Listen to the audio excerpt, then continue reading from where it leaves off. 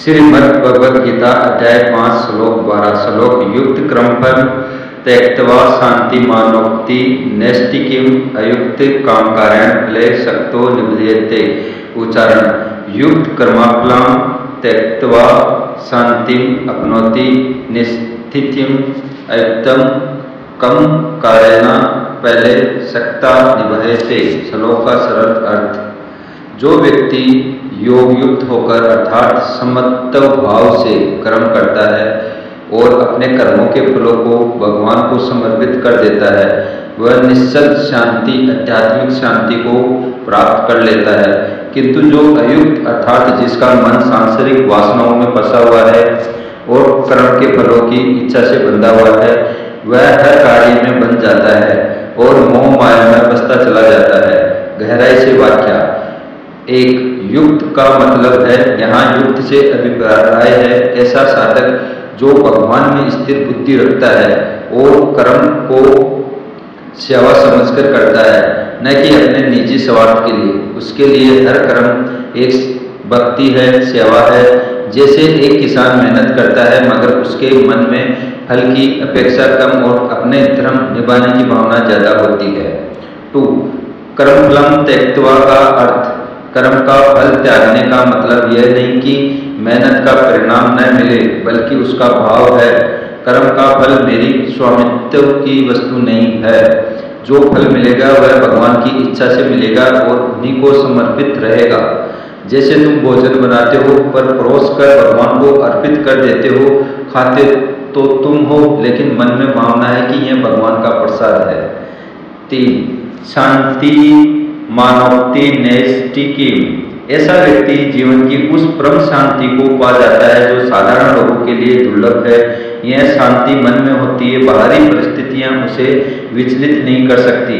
नैष्टिकी शांति का अर्थ है वह स्थायी, अडोल और परम शांति जो आत्मा के स्तर पर अनुभव होती है।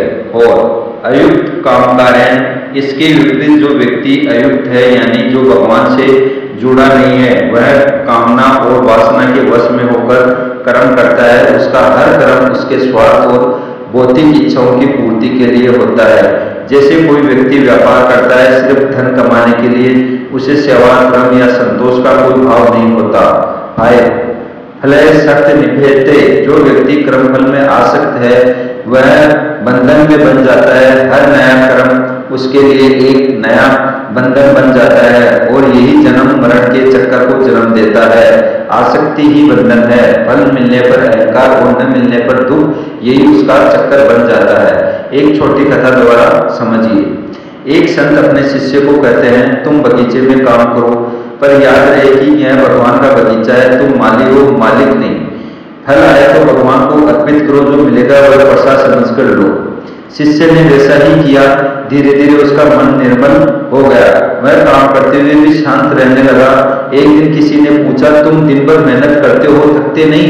शिष्य बोला, मैं तो केवल सेवा कर रहा हूँ, फल का स्वामित्व मेरा नहीं है।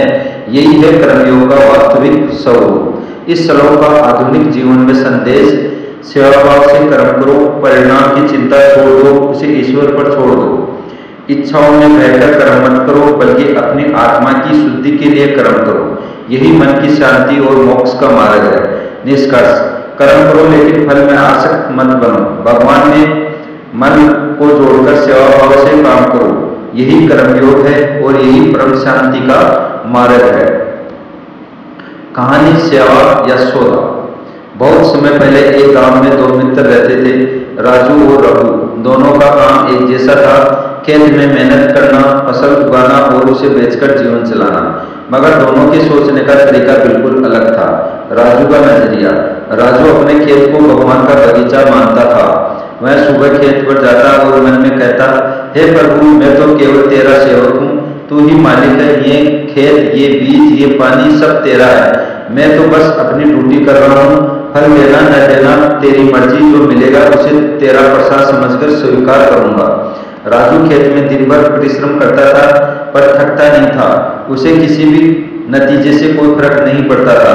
न ज्यादा फसल होने पर घमंड होता था, न कम मिलने पर दुख। वह कहता, जो मिला भगवान की कृपा, जो नहीं मिला उसमें भी उसकी इच्छा, मैं तो सिर्फ कर्म कर रहा हूँ। धीरे धीरे उसके मन में गहरी शांति आ गई थी। लोग उससे पूछते, राजू तुम दिन भर काम करते हो फिर भी इतना शांत कैसे रहते हो? वह मुस्कुरा देता हुआ कहता, क्योंकि मैं मालिक नहीं हूँ, बस सेवक हूँ, जो मिलेगा वह तो प्रसाद है, क्यों परेशान हूँ। रघु का नजरिया। दूसरी ओर रघु का जीवन बिल्कुल अलग था। वह खेत में जाता तो मन में बस यही सोचता, आज फसल दुगनी होनी चाहिए, ज्यादा पैसा कमाना है, बाजार में दूसरे किसानों से आगे निकलना है, अगर फसल अच्छी नहीं हुई तो मैं बर्बाद हो जाऊंगा। उसका ध्यान हर समय लाभ और हानि के चक्कर में फंसा रहता। मौसम खराब हुआ तो वह रोता, फसल अच्छी हुई तो भी उसे डर लगता है कि कहीं बाजार में दाम कम न हो जाए। रघु का मन हर वक्त चिंता और लालच से भरा रहता। उसकी खेती उसके लिए आध्यात्मिक सेवा नहीं बल्कि एक सौदा थी। समय बीता, एक दिन गांव में अकाल पड़ गया। बहुत से किसानों की फसल खराब हो गई। रघु ने तो रो रो कर बुरा हाल कर लिया। उसने भगवान को दोष देना शुरू कर दिया, हे भगवान तूने मेरे साथ अन्याय किया। जबकि राजू उसी सूखे खेत को देखकर भी शांत था। उसने कहा, इस बार भी जो हुआ प्रभु की इच्छा है, खेत में काम करना मेरा धर्म था, मैंने किया, फल देना न देना तो उसकी मर्जी है। वह खेत में बैठकर भगवान को धन्यवाद दे रहा था कि प्रभु ने उसे इतना काम करने का अवसर दिया। अंत में क्या हुआ? रघु धीरे धीरे तनाव और चिंता से बीमार पड़ गया। राजू जिसने फल की आसक्ति छोड़ दी थी, वह अंदर से मजबूत और शांत बना रहा। अकाल के बाद भी जब नई फसल बोने का समय आया तो रघु डरा हुआ था, पर राजू ने मुस्कुराते हुए खेत जोतना शुरू कर दिया।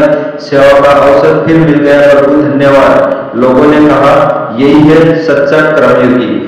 कहानी का सार, राजू युक्त क्रमफलम त्यक्त्वा शांति मानोक्ति नैष्ठिकीम का साक्षात उदाहरण बन गया। वह फल की आसक्ति त्याग कर कर्म करता रहा और शांति को प्राप्त कर गया। रघु फल में आसक्त था, इसलिए हर दिन बनता गया, उजलता गया।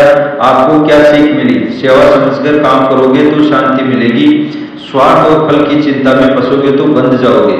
हरे कृष्णा।